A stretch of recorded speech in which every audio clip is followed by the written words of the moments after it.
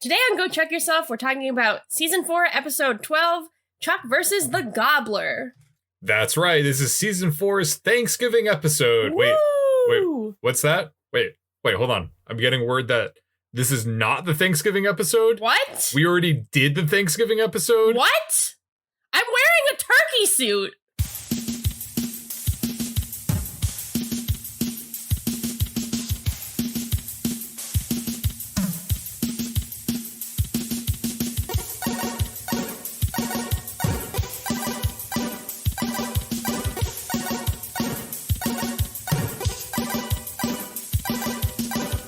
That's right. It's not the Thanksgiving episode, but it's got a gobble in it anyways. Hello, you're listening to Go Chuck Yourself. My name is Chris Gillespie. My name is Erin. A cat is attacking my butt.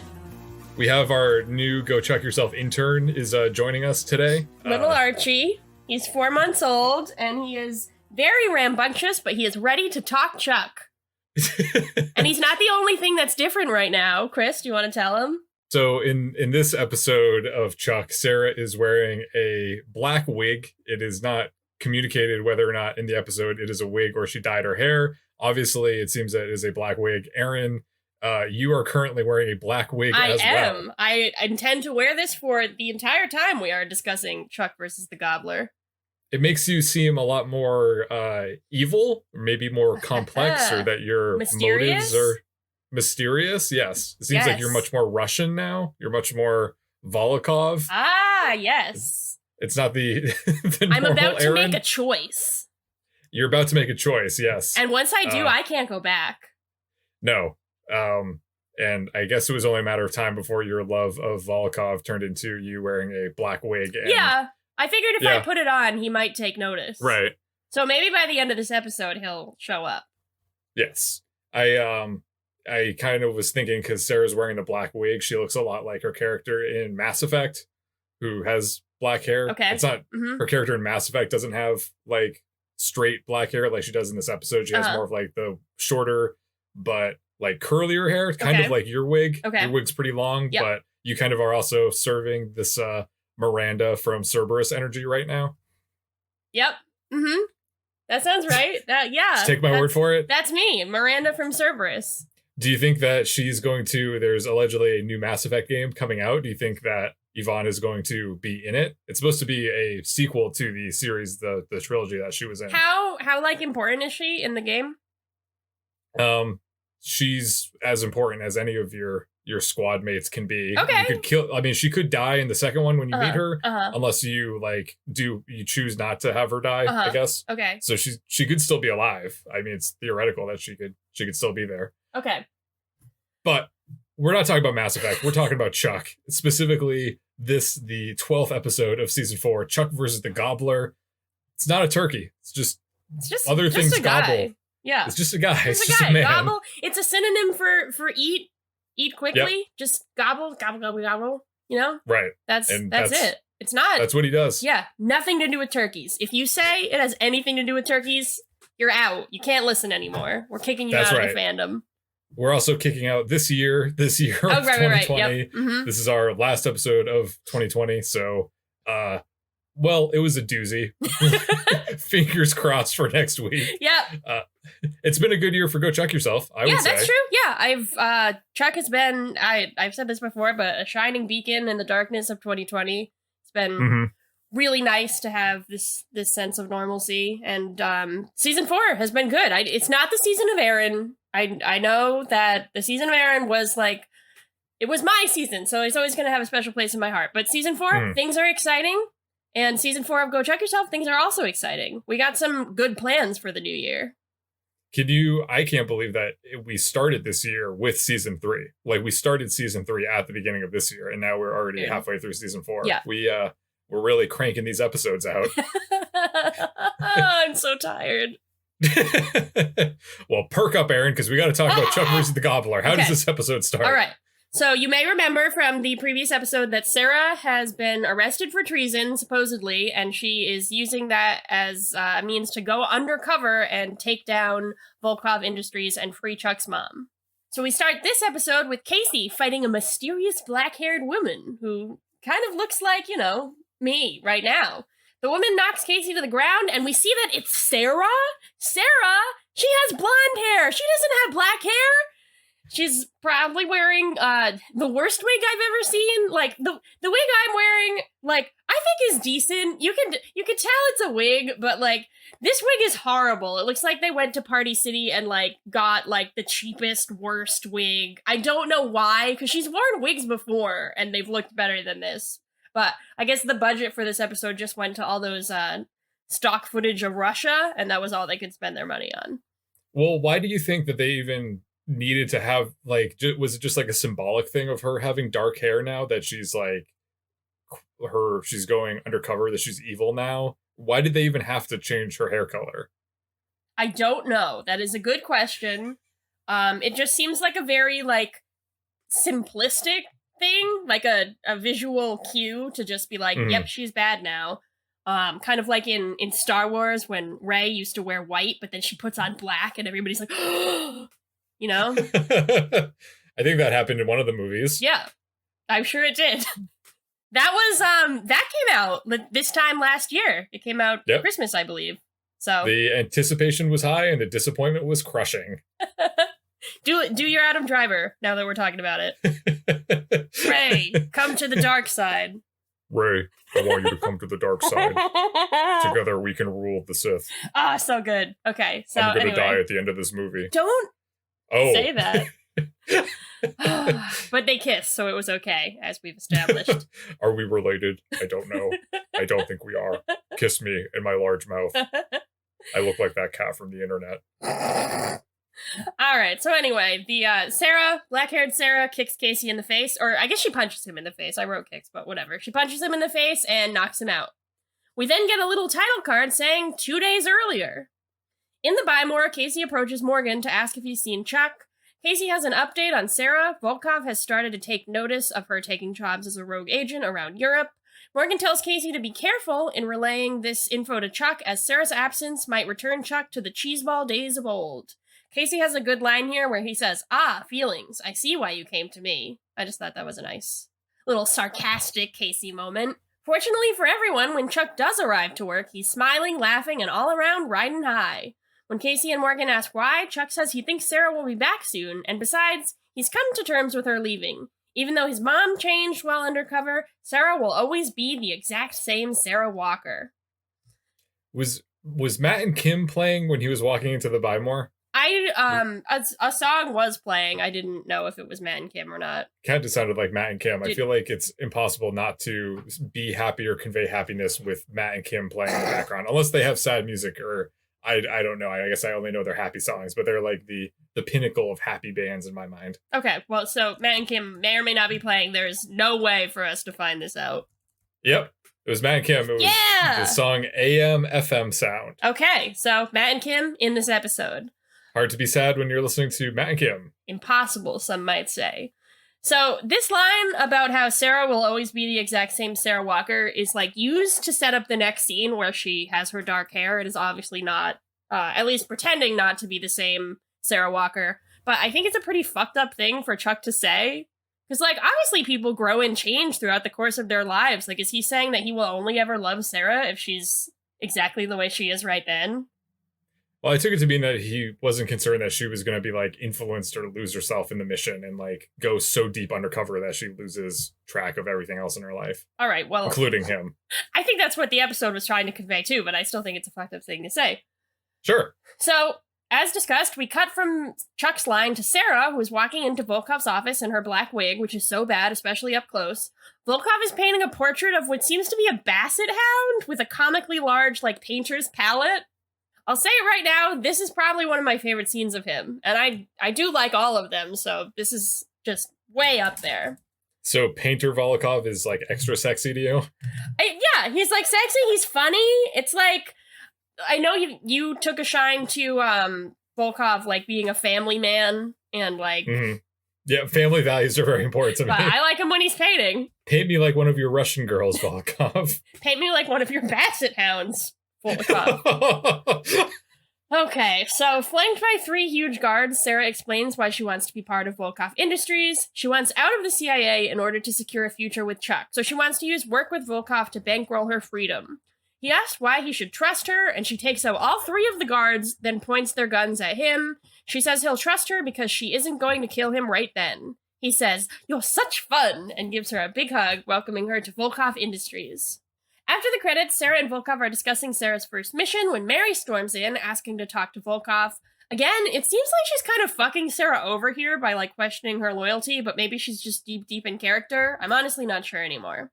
Either way, she pulls Volkoff aside and is like, "Sarah's going to betray you." And Volkoff is like, "Well, she could still be useful. Remember how when you first came here, your intention was to take me down?" He pivots this into asking her on a date, which she brushes off.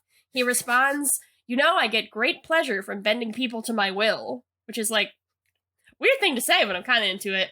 Anyway, Mary suggests that they have Sarah break Yuri the Gobbler, a cannibalistic criminal, out of prison, basically a suicide mission.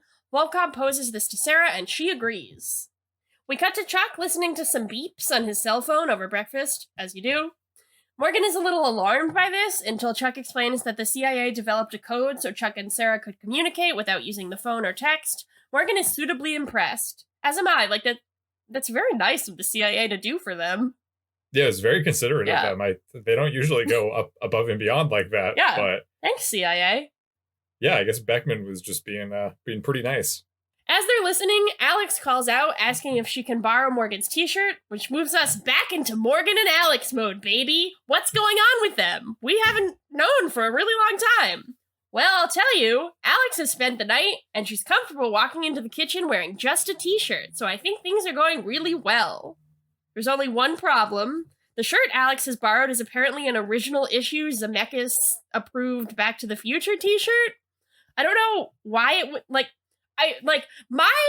if this is like Morgan's prize t-shirt, apparently, we've never heard about it, but my assumption would be that it was, like, framed somewhere, and Alex wouldn't just, like, take a shirt out of a frame and put it on, so was it just, like, in his closet or in his drawer? Like, if it's so special to him, why was it, like, somewhere where she thought she could use it? Or, like, does she just not know social cues? And she was like, a framed t-shirt, I'll take that. Like, I don't really know what's going on here. But, you know, there's a pretty fun scene where she's drinking orange juice and eating pizza, and both Morgan and Chuck are watching her, very worried she's going to spill something on the shirt and decrease its value. But when she goes back into Morgan's room and Chuck expresses worry over the shirt, Morgan just says, "Alex looked cute in it," which is pretty sweet. This prompts Chuck to propose that Morgan is in love, which feels a little weird considering we haven't seen him with Alex in like 8 episodes, but it's still kind of a sweet concept. Back in Russia, Mary and Sarah meet in the only place on Volkoff's grounds that isn't monitored. Mary explains that Yuri is the key to Volkoff's database, which is called Hydra, and like, can they do that? Is that okay? Because Hydra is a entity in the Marvel Cinematic Universe. Yeah. I don't know about this. Which Marvel movie is Hydra like mainly introduced in? Would it be Captain America 2? Hydra's introduced in Captain America: The First Avenger, which came out in 2011, I think. Okay. So I guess at the time it would just have been kind of like a cute reference, like for the people watching Chuck, but then like Marvel was like, the Marvel movies were like, we're going to bring Hydra into the mainstream. So it feels weird now, but. It seems like, well, I guess Hydra, I don't remember if that's like going to be coming back. I mean, obviously Hydra is destroyed in some capacity in this episode, but not permanently destroyed. Yeah. So I don't know what kind of presence Hydra has throughout the rest of the episode. But yeah, it is kind of interesting that when this was filmed, it was like the MCU didn't really exist, so it was okay to rip off Marvel things and not trademarks, but it's like, oh, this is kind of a reference that people will understand, and it's like, oh, this is going to be part of a massive movie franchise. So, and it kind of like stuff. It makes sense as a word, like, because like Hydra from mythology and like the multiple heads and whatever, like it makes sense why you would want to name your criminal thing that, I think. So yeah, whatever. Mary wants Sarah to break Yuri out so she can find out more about Hydra, but she warns Sarah that this kind of mission may change who Sarah is. Sarah says she's willing to do whatever it takes, much like the Imagine Dragons song. Meanwhile, Ellie is appealing to Chuck because Devon keeps shooting down baby names. Chuck promises to help convince Devon on this next one that Ellie is so passionate about because it's perfect and unique, until he hears that the name is Grunka. Grunka? Now that name is just straight out radioactive, like the Imagine Dragons song. That was pretty good. Were you Were you planning that, or were you just going to see which one I picked, or? It was just improvisation. I came up with it in the moment. At the Bymore, Devon and Chuck lament Ellie's name choice and come up with a plan to convince her to use a different name. In Castle, Casey interrogates Morgan on his intentions with Alex. Morgan fumbles a bit, but eventually admits that he really cares for Alex, and Casey says, "That's all I wanted to know." Morgan is like, "Really?" But he's saved from anything further by Chuck coming in, asking if they've heard anything more about Sarah's mission. Casey says they're still waiting for contact, but that contact comes sooner than expected when the lights and security system go out, and who should sneak in but Sarah, in her horrible wig and a black cat suit. She says, "Hello, boys." But she didn't just sneak in any old way. She went through the air ducts. Yeah, you have to. I think they, like, honestly, they must have, like, spent a lot on that set, and they're just like, we're using it in every fucking episode. I like to think that Sarah really didn't miss Chuck that much, but she just really missed the air ducts. So she's like, I gotta stop by and see the air ducts. Mm-hmm. While I'm there, I guess I'll talk to the rest of the team. Yeah. Morgan says that Sarah looks evocative, but the one most upset by her looks is Chuck, who seems distracted by how different she looks, even though she looks pretty much the same, just wearing a really bad wig. He's just really, like, he's weird about it. He's like, "Oh, did you dye your hair?" And it's like, obviously a wig. Like, I don't know. And, like, I don't know. It's not, she doesn't look that different. She looks the same. She's just wearing different hair. Can I say something that is stupid, but I'm realizing now that my interpretation of this episode was apparently not what they were kind of going for. Okay, yeah. In this scene, I thought that Chuck was, like, attracted to Sarah's new look and was, like, feeling very hot and bothered by it. And that's why he was acting weird, not because he felt that Sarah had changed. But I think you were right in the fact that he's concerned about her changing. But I interpreted it to be that he was, like, really digging it. Well, he does say in a later scene that he's, like, feels like he's cheating on her with her. So, like, I think it's not a crazy reading to have. Okay. Like, I think maybe that's, like, a sub feeling within Chuck, that, like, the stirrings of being attracted to his girlfriend looking different, even though she doesn't really look that different. It's fine. Sarah has dropped in under the radar to ask for her boys' help in causing a diversion at the prison Yuri is being held in. I think, like, I don't know. I like that the team is included in this, but I also feel like Sarah is capable and could probably do it herself. She explains that Yuri was Volkoff's bodyguard and is the only one who knows what Hydra is, showing them some pictures of what Yuri did to his past victims and why he's called the Gobbler. Chuck and Morgan, pretty disgusted by this, but Casey says it's pretty impressive. Sarah says she has to go, and Chuck follows her out. There's a kind of cute little scene that we already mentioned where Chuck expresses that he feels like he's cheating on Sarah with Sarah, but they do have, like, a nice long kiss, and then Sarah says goodbye and heads off to break into the prison. So later on, Chuck, Casey, and Morgan travel to the correctional facility where Yuri is being held, which is apparently in Portland, Oregon. And they sneak into the prison by pretending to be two guards and a prisoner, with Casey and Morgan being the correctional officers and Chuck being the inmate. The staff at the prison tells them that they've gone 2 days without having a stabbing in the prison, which makes Chuck concerned since he's going out into the rec area to be with all the other inmates. So he's concerned that they're going to have a stabbing. The original plan was for Chuck to earn respect by having a scary face tattoo, but Morgan accidentally wipes it off almost immediately. So they decide that Chuck needs to earn respect by having a fight to become the top dog of the prison yard.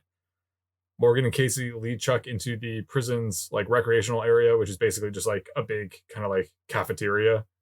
Once they arrive, Morgan announces Chuck's arrival, like, to all of the prisoners, which I don't know if that's common practice for prisons. I'm assuming it's probably not. When a teacher introduces a new student. Right, if the teacher was like, "Hey, this is our new student. He wants to fight all of you." Morgan announces Chuck and basically makes Chuck out to seem like this kind of deranged, violent criminal who's, like, really aggressive. This attracts the attention of all the inmates, and once Casey and Morgan leave, Chuck asks which one of them is Yuri the Gobbler. This makes all of the inmates scatter, except for one who tries to gesture to Yuri with his eyes, because the last time he pointed to Yuri, Yuri ripped off 3 of his fingers and ate them. Chuck sees Yuri and is scared, and Casey pages him to tell him that they have 3 minutes until Sarah arrives for the extraction. So Chuck needs to initiate the fight with Yuri as soon as possible. I was thinking, why do you think they had Chuck take on the prisoner role as opposed to Casey? Like, were you thinking that too? Did it occur to you? I thought like Casey's kind of more of an imposing figure. Like Chuck obviously has the intersect, but I was wondering like they're all there. Like I understand why they didn't have Morgan be the prisoner, but I feel like Casey would have kind of delighted in taking down tough criminals, you know? True. That's a good point. I was thinking of it more of just because of the intersect that Chuck would have to be able to probably have a pretty intense fight with this presumably really strong guy. Mm-hmm. Not to say that Casey wouldn't be able to hold his own during that, but I assumed it was more of just the intersect. Okay, sure. Yuri is played by the actor Matthew Willig, who is apparently a former NFL player. He's a big dude. I couldn't tell if he was. He is not Stone Cold Steve Austin. Why? Well, I guess it wouldn't really make sense for them to bring him back. But it would have been cool if he was Volkoff's former bodyguard. I think that's a normal thought process to have, because I also had that thought while I was watching it. I was like, why didn't they have Stone Cold Steve Austin for this? But that would have kind of required a lot of, I guess. Like, honestly, maybe, because Stone Cold Steve Austin is in prison now. Like, not, Stone Cold is not in prison, but the character that he plays is in prison. So I wonder if, like, at some point in the development process, they were thinking that they were going to bring him back, and it was going to be him, and then they just, like, didn't. Or not. I don't know. We'll never know. Yeah. We'll never know. But he's a big dude. Yeah. He's a big former NFL player. He's big and scary.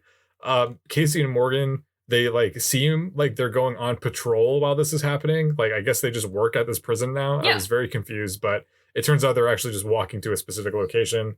Morgan asks Casey what he thinks Alex would do if he told her that he loved her. And Casey brushes this off, saying that it's a waste of time to tell someone that you love them. You need to convey it with actions. Morgan asks if Casey's ever told Alex that he loves her, and Casey ends the conversation to focus on their mission. They enter the prison's control room. Hold on. You got to pause here. Okay. So there is a character who is described in the IMDb and the credits as creepy prisoner, who offers Morgan some of his own advice on romantic dealings. And I was smiling before because I was looking up if it was the actor who plays Beans in Even Stevens, because it kind of looks like what that actor aged into. It is not. It is Kevin T. McCarthy, who his main credit on IMDb is Rizzoli and Isles. So that's why I was smiling. I got really excited to see him. He also plays prisoner number 1 in iCarly. So I guess this guy is just like known for playing prisoners. Do you think he plays a prisoner in Rizzoli and Isles too? I mean, I would have to assume that he plays some type of criminal. He's in an episode called Boston Celtic. And it's spelled with a K, so I'm not just mispronouncing Celtic. I was going to rip you a new one if that was the case. I was like, wow, you moved to California and all of a sudden you don't remember where you came from. That was a great Boston accent.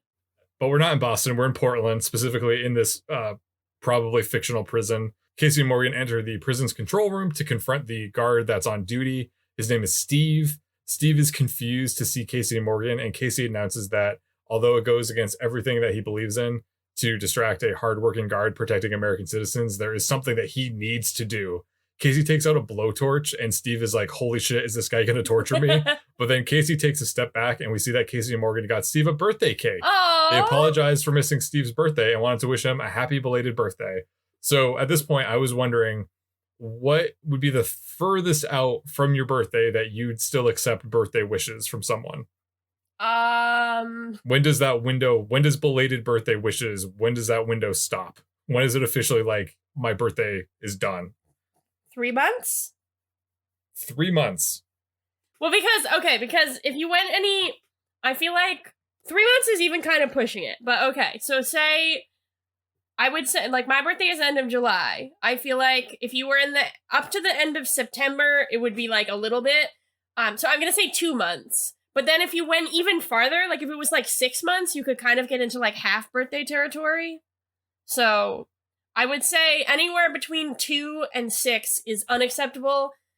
6 is acceptable, and then anything after 6, unacceptable. But then you're getting like towards like early birthday.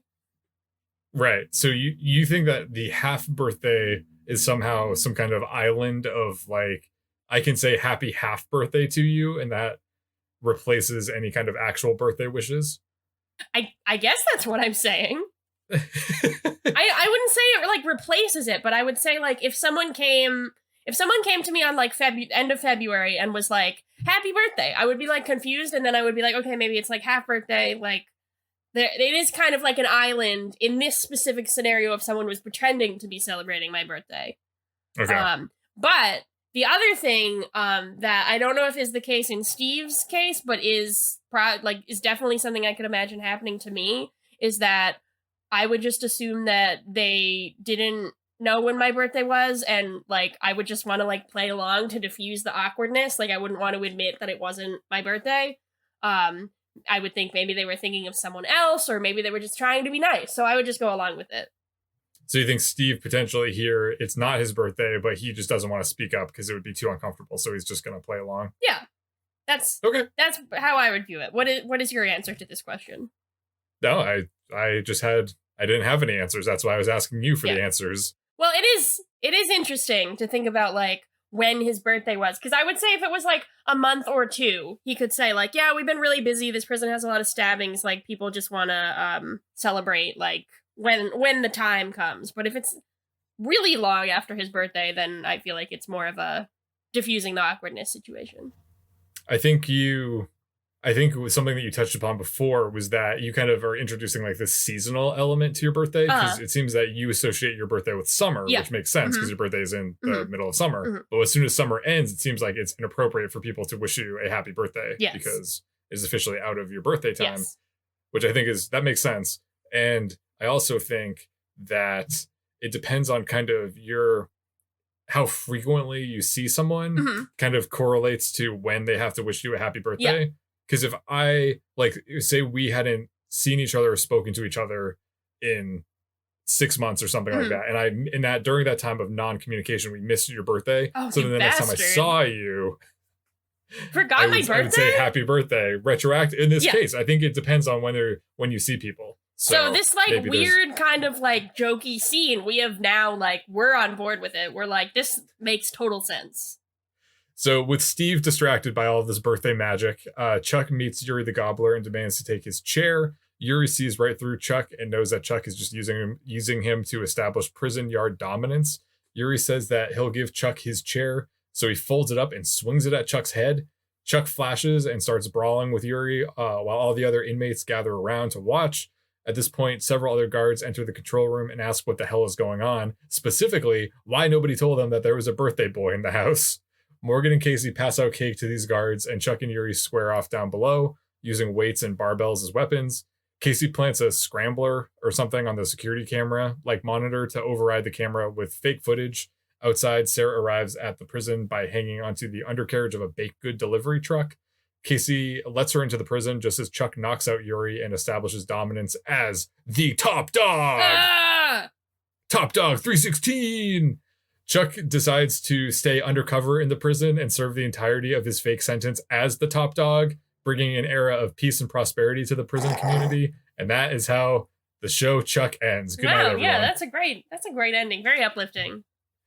Just kidding. Another inmate immediately challenges Chuck's dominance. That was funny. And his top dog status. I guess it kind of makes sense. Chuck is agitated by this and thinks he's going to have to fight this guy now, but then Sarah appears and knocks out the challenger with ease. All the other inmates are stunned to see a human woman in their prison, and thank God they're all apparently scared of her because they don't lay a finger on her. Yeah. Which I guess is pretty classy of them. Sarah basically scares them and tells them to mind their own business, and she and Chuck carry Yuri out of the prison and load him into the baked good delivery truck.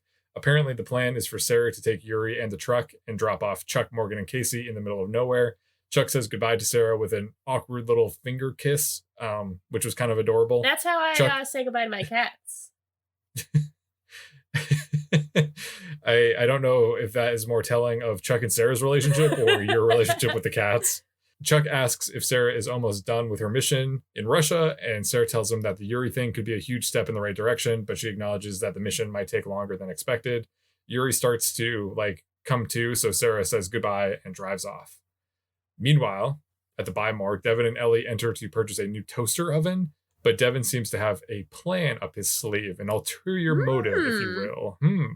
He locks eyes with Lester, who approaches them and asks how they're doing. They start discussing the baby that's growing inside of Ellie. And It's a weird way to say that. And Lester asks if they have a name picked out, to which Ellie says that they're going with Grunka. Lester is impressed by this and says that he actually lost his virginity to a woman named Grunka, who was very sexually promiscuous and also a grandmother. Ellie insists that she's sticking with Grunka, at which point Big Mike walks up and asks them if they're talking about the famous Armenian serial killer named Grunkin Kazbian. Ellie says that they were indeed talking about that serial killer, and then whispers to Devon that she knows what he's trying to do and it's not going to work, so she's going to go wait in the car. As she exits the store, she encounters Jeff, who says that he loves the name Grunka. Ellie points out that she hadn't even told him the name yet, at which point he tries to reset the conversation and asks what she's naming her baby. Ellie's not having it, so she storms out. Back at Volkoff Industries, Volkoff is excited to have Yuri back. He says that he didn't know what to do with himself when Yuri got captured, since Yuri is the only agent with access to Volkoff's Hydra network. Yuri apologizes that he got arrested, and Volkoff says that he's not mad, he's just disappointed. Okay, he's very disappointed, and takes out a gun and shoots Yuri in the head. Mary and Sarah watch this, and they're stunned. Volkoff sees them and explains that he had a hard time coping with disappointment. When Chuck, Morgan, and Casey arrive back in Burbank, Chuck admits that it's weird coming back from a mission without Sarah. He explains that usually he and Sarah like to unwind after a mission with a pizza and a board game, which is something that Morgan apparently doesn't already know, despite living with both Chuck and Sarah. I also have to ask, what board games do you think Chuck and Sarah like playing together? Because, you know, 2-player board games, kind of tough to find. Yeah, usually I have more people. I have noticed that in quarantine, we thought, oh, we'll play board games, and then we have discovered that most of them require at least 3 people. So at least 3, 4 if it's going to be good. Yeah. 3 sometimes can be kind of tough. I mean, you got Jenga. I don't know if you count Jenga as a board game. You can play Jenga. 2 people. You could do You could do Monopoly if you want to ruin what about Sorry? Relationship. Sorry, you could do it 2 people. Yeah. Trouble. I used to play Trouble. Trouble's a good one. I like Trouble. Pretty Princess. Pretty Princess. That would be cute if they played that together.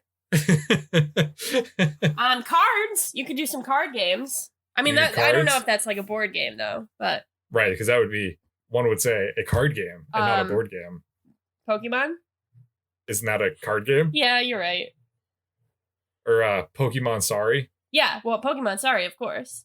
Of course, it's the best Sorry. I'm trying to think of like games that I played with like my parents growing up, which would like with one of my parents. Checkers, chess, Connect 4. Ah, yeah. Connect 4 Shoots and ladders. Oh, guess who? Yeah. Actually, speaking of Guess Who, hold on. Oh no. Was this like a leading thing? He was waiting for me to say Guess Who. That was like the code word. For some reason, I don't know why, but I was like, Joel, stop, we're gonna play Guess Who. Yeah. I have this little man from Guess Who. I don't know how he appeared in my room. But there he is. This is Charles. That's Charles. And he is one of the characters from Guess Who. That's Charles Bartowski. And he sits on my mirror and looks at me whenever I comb my hair. When did you find that? He appeared, I don't know, somehow, because I'm recording this from my home in my family's house in New Hampshire, and somehow he appeared in my sister gave him to me for some reason. Okay. Your aces, Charles. Your aces. I like Charles. I like him a lot. So we don't know what board game they're going to play yet, but they are going to play a board game because Casey and Morgan detect that Chuck might have a tough night without Sarah, so Morgan suggests that the 3 of them play a board game together, much to Chuck's excitement. Chuck seems to like think that this is like a big ask for them and seems to be really excited when they like follow through, but I'm like, I don't know, this seems like pretty basic friend/roommate 101 to so at least you could really be like, yeah, I guess we'll play a board game. In Moscow, Mary asks Volkoff what he was thinking. After all, Yuri was the only one who knew about Hydra. Volkoff stands over Yuri's body, bends down, and says, "No, Yuri was Hydra," and then proceeds to remove one of Yuri's eyeballs. Oh my god, this was so gross.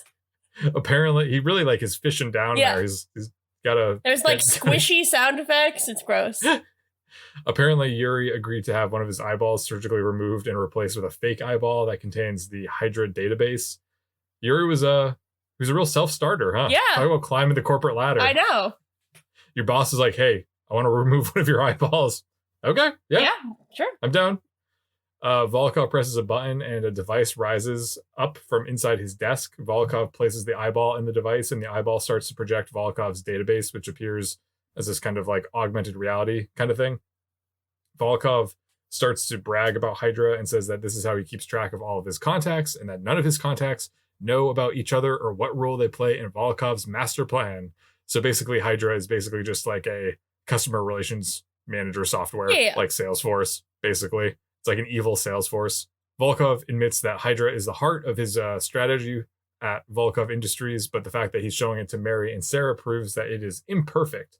Volkoff smashes the eyeball with a paperweight and says that human error makes the eyeball approach just too risky. Sarah asks if he just destroyed Hydra completely, but Volkoff tells her that he actually just downloaded it to a more secure backup location, which makes a lot more sense. Cloud computing is generally a lot more secure than putting your information into an eyeball and then having the person with the eyeball get sent to jail where you cannot access him. So yes, using the cloud makes more sense in this case. This episode brought to you by the cloud. Volkoff says that he is going to reward Sarah for a job well done, but first they need to take care of something that involves his private jet. As Volkoff exits his office, Mary bends down to pick up a shard of the smashed eyeball that contains a computer chip. And I guess we can add eyeballs to the list of objects this season that contain secret microchips. Yes. In addition to diamonds and glasses of wine or bottles of wine, I should say. If you had that on your object, if your data bingo, check it off. Microchip bingo. Yeah. I guess this is what they mean when you hear people talk about the Internet of Things. I guess Chuck invented the Internet of Things ahead of its time. Yeah, I think you're right. Back in Burbank, Chuck, Morgan, and Casey are playing a rousing game of Risk. You ever played Risk?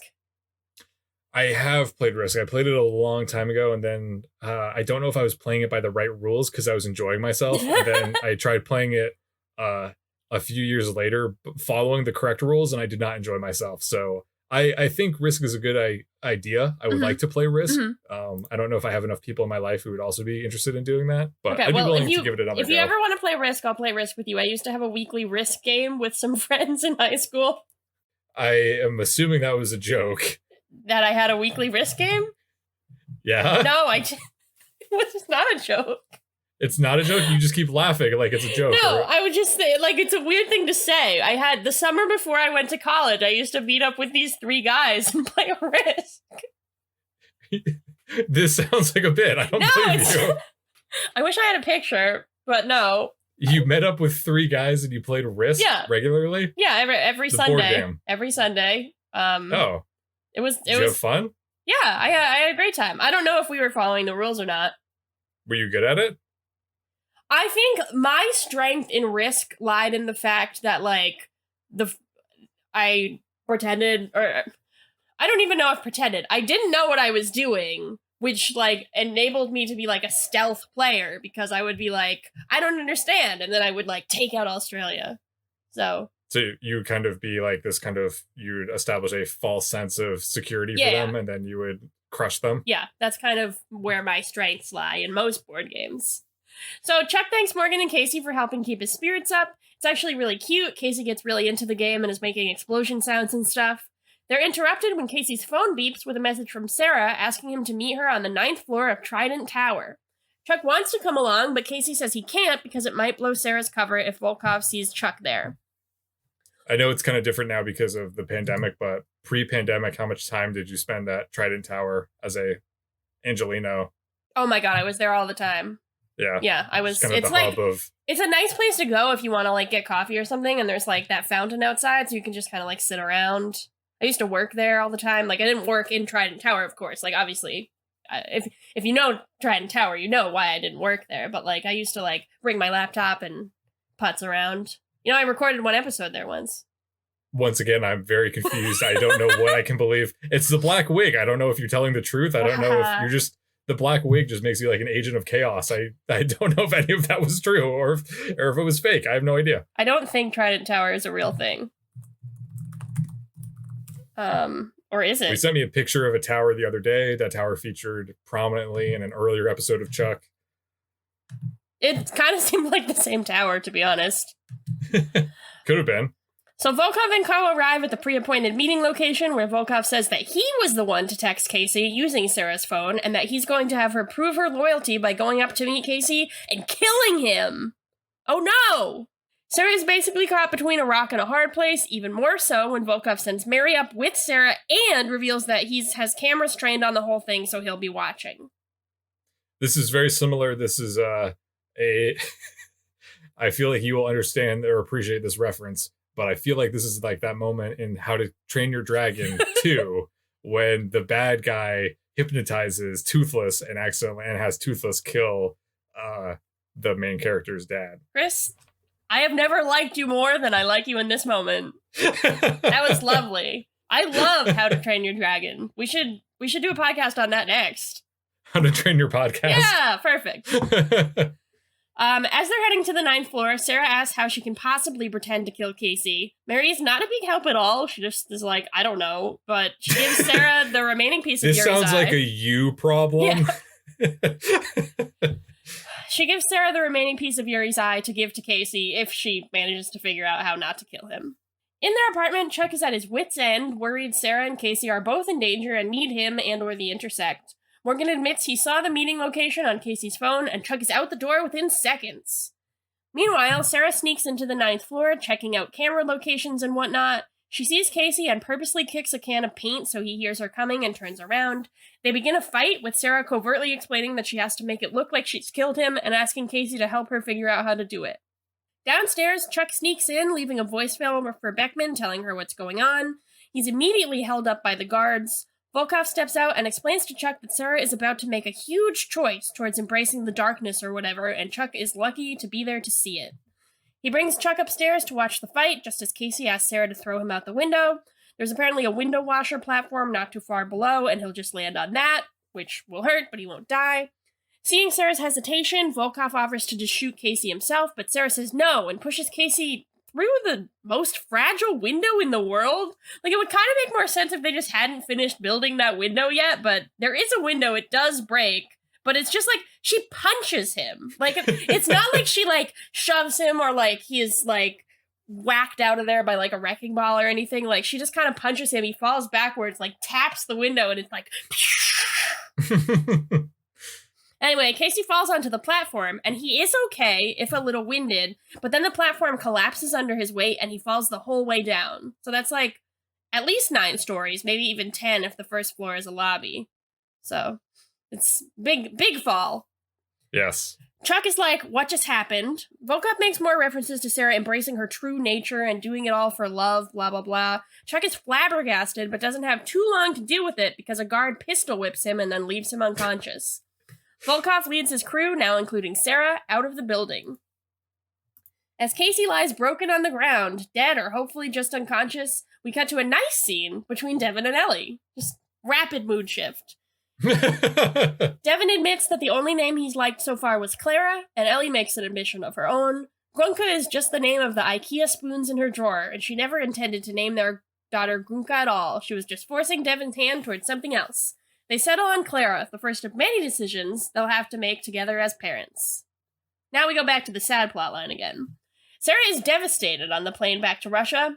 Mary tells her it gets easier. Sarah asks how, and Mary says, with distance. In the hospital, we find out Casey is still alive, but he's fighting for that life and hooked up to a bunch of machines and oxygen tanks and et cetera, et cetera. He's unconscious, and maybe he won't survive. We don't know. Chuck and Morgan are watching over him when Alex rushes in. She's terrified and devastated, and she says how much she loves Casey. Morgan says that Casey loves her too, more than she knows. On the other side of the room, Chuck sends a secure message to Sarah. We don't see what it says, but we do see Sarah receive it on the plane. She smiles and looks like she's about to open it. Then she says to herself, distance, and declines the message. Chuck sees that Sarah has declined it, and both of them are sad. The end. And then Cake's other famous song, Going the Distance, or just The Distance, comes on. That would be kind of good, actually. It'd be kind of insensitive, I would imagine. Yeah. Although, unless they had like a slowed down acoustic version of The Distance, Cake's, many sad acoustic songs that they play. That is Chuck versus the Gobbler. We just gobble that right up. Just like 3 tasty fingers. I don't know how to make this transition. Maybe there's something about cannibalism and killing. Maybe that's what it is. I don't know. The next segment is Chuck, Marry, Kill, where we take one part of this episode that we'd like to marry and one part of this episode that we would like to kill. Maybe eat it. I don't think we're probably going to eat it. We don't usually do that with our kills. But yeah, mine would probably not be very good to eat. No? No. Good. What would you like to marry? I really liked Volkoff's dog painting. Yeah? Yep. I think I liked the fact that he was doing it. I liked his comically large painter's palette, but the painting I think was great. It kind of was evocative of like when George W. Bush has become a painter. Like it kind of reminded me of that when it's like someone who is like an evil mastermind is actually a painter. I guess I could have also said Hitler, but I didn't want to bring him into this. But just like, you know, someone who's like a bad guy, and then you see that they're like painting this like very like normal thing, like a dog. I thought it was funny.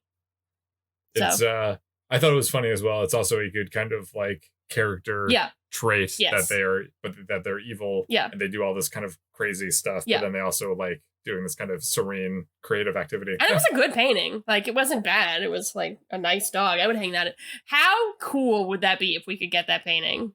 I could just put it above my bed. That would be incredible. You're going to hang it above your bed? Yeah, I would. Okay. Okay, what would you marry? I really like the birthday cake scene. Oh, that's cute.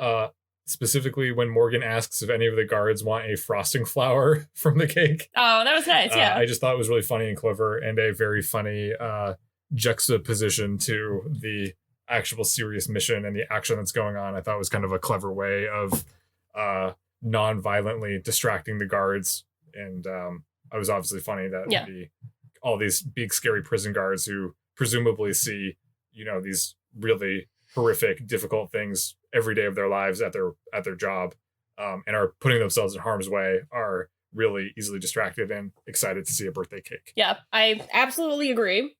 That's actually a scene that I remember. Like when I saw that happening, I remember that as something that stuck out to me in the past viewings of Chuck. So it's a memorable scene. How do you feel about frosting flowers? Are you looking for the frosting flowers, or you pass them? I don't really like frosting very much. If it's like, Unless it's on bread. Disgusting. Oh my god. I can be convinced on frosting. Like if I haven't had cake in a while, I can be okay with it. But I really prefer like a whipped cream to a buttercream. Okay. I don't really like fondant either.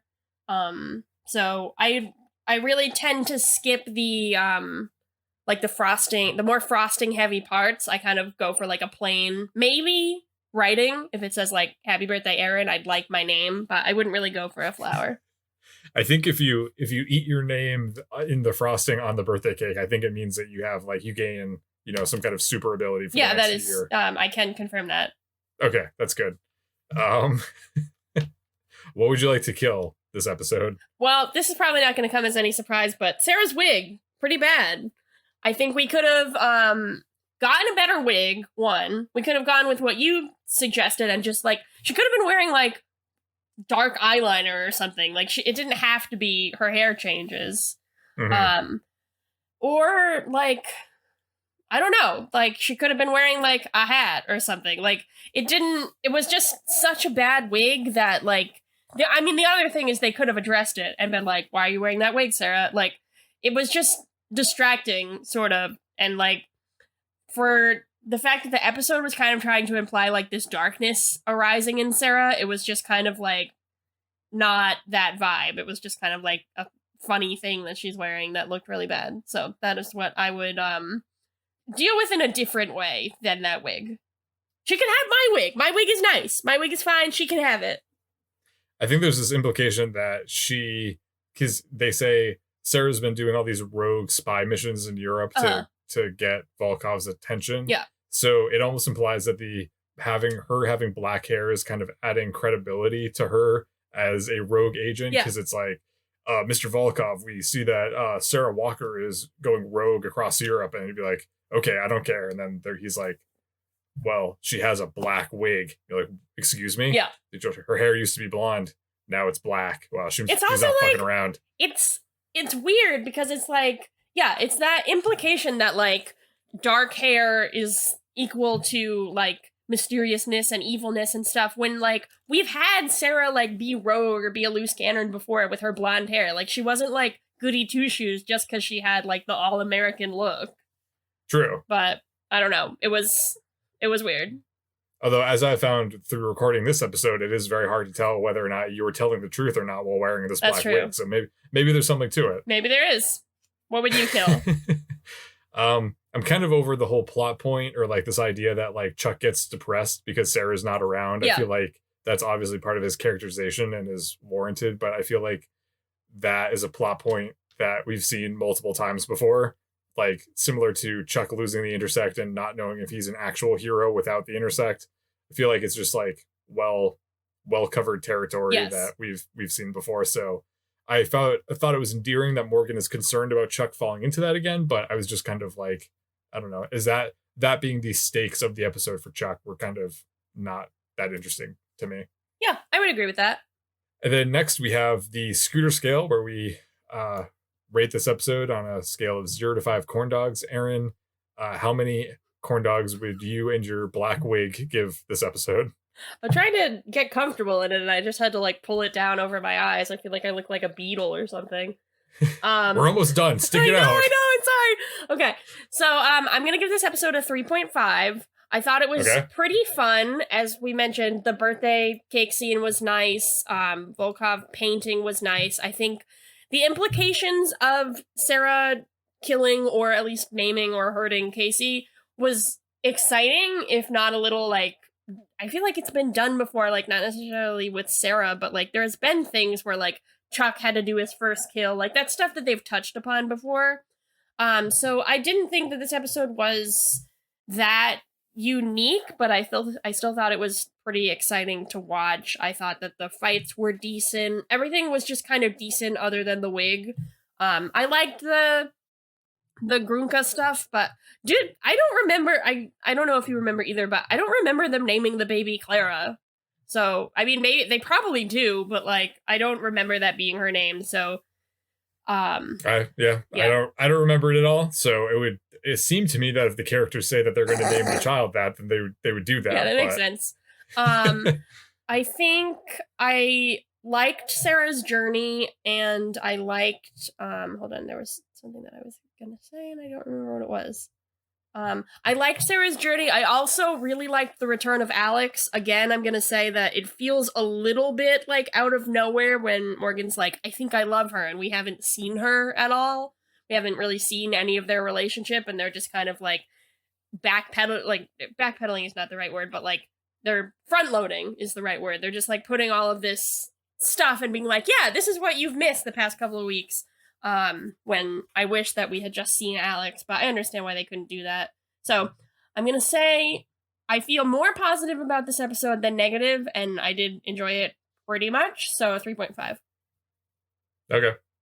I am pretty much at the same point as you. I gave it a 4 out of 5. Okay. I enjoyed this episode. This episode didn't feel like as dense plot-wise as the past couple of episodes, which I was okay with after the past few. I enjoyed the prison sequence, and I was intrigued by Sarah having to fight Casey and stage his death, and then Casey actually getting seriously injured as a result of that. It seems that Sarah's mission at Volkoff Industries is starting to drive a wedge between the team and in Chuck and Sarah's relationship, so I think that's dramatically interesting.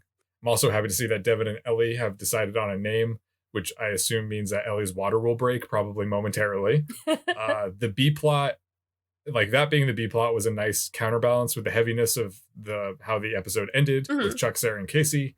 And I thought this episode was good because it reminds us that Volkoff is a scary, evil guy, because the past times that we've seen Volkoff, he hasn't been super scary. You know, obviously I enjoyed his kind of silly take on Thanksgiving, and you kind of forget that he's kind of this big threatening villain, but he is a villain, and he's good at painting. And so I am interested to see where it goes from here. I agree. And now we are moving on to the lesson of the week. What did you learn this week, Erin? So I learned that cishet men cannot tell when you're wearing a wig, except for you, Chris. You can always tell. Yeah, I mean, it's drastically different than your normal hair. We started. I'm just saying, if I walked into If I was recording this episode with Chuck Bartowski, he would probably not know that I was wearing a wig. He might recognize that something is different, but he wouldn't know that it was a wig. He might say, "Did you dye your hair? Did you cut your hair?" If you were recording this episode with Charles from Guess Who, he would know that you were wearing a wig. Well, he pays attention. That's true. Okay. Thank you, Charles. Thank you, Chris. What did you learn this week? I learned this week that you should always tell your loved ones that you love them, because one day one of your coworkers might go undercover to rescue your other coworker's mother from an undercover mission that she's gone too deep in, and then her evil boss, as a result of that, will tell them to kill you. So you pretend to die by falling out of a window, but then you roll off the window cleaning platform and maybe actually die. So in conclusion, say what you need to say. Say what you need to say. Just like the Imagine Dragons song. To say. This is fucking John Mayer, Chris. I have never seen Erin get so upset. I'm wearing my wig. I'm a wild card. Do we need to say do we have an additional lesson of the week based off of what you just shared with me? This late breaking news? That's John Mayer? No. That I'm wearing a wig? No, the thing that you just sent me. You just messaged me a link to a website. That the Grunka spoons are real? The Grunka spoons are real. That's what we learned this week. Yeah, it is absolutely real. They're not exclusively spoons. It's a 4-piece kitchen utensil set. And it's not it's like there's like a ladle, a spatula, like a pasta thing, and then like a regular spoon. But I was picturing like kitchen spoons that you would have in your like utensil drawer, but these are like cooking items. Oh, okay. What exactly do they cost? Oh, let me check. $8.99. That's pretty reasonable. Yeah, for 4 things, that's great.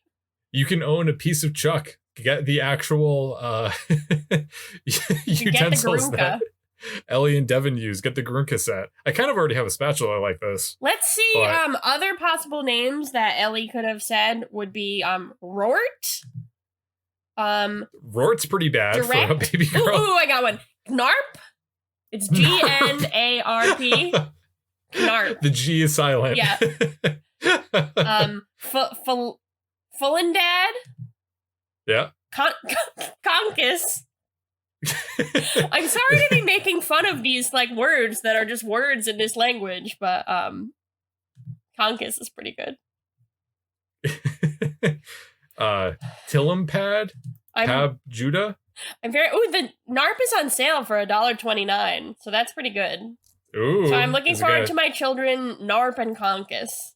This has been an interesting episode. It's been an interesting year, and we're bringing both to a close. Mercifully, Erin, do you have anything else that you'd like to say before we wrap it up? I hope you enjoyed your holiday season, and I hope you have a great 2021.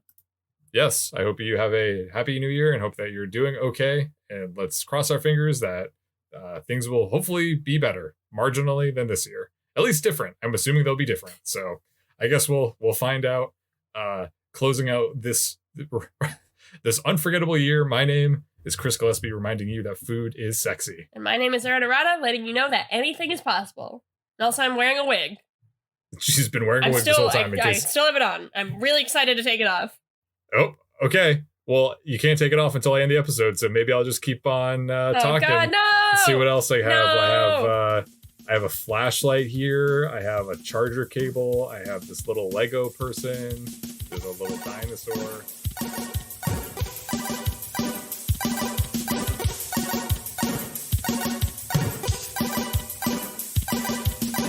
Thanks for listening. As always, a big thanks to the artist Hatakoa and the fine folks at freemusicarchive.org for providing us with our theme song, Warm Up. If you want to drop us a line, you can reach us at gochuckyourselfpodcast@gmail.com. Don't forget to like and subscribe to Go Chuck Yourself on your preferred podcast platform. New episodes come out every Monday morning, and you do not want to miss a new episode. Thanks again. We'll see you next week. Bye-bye.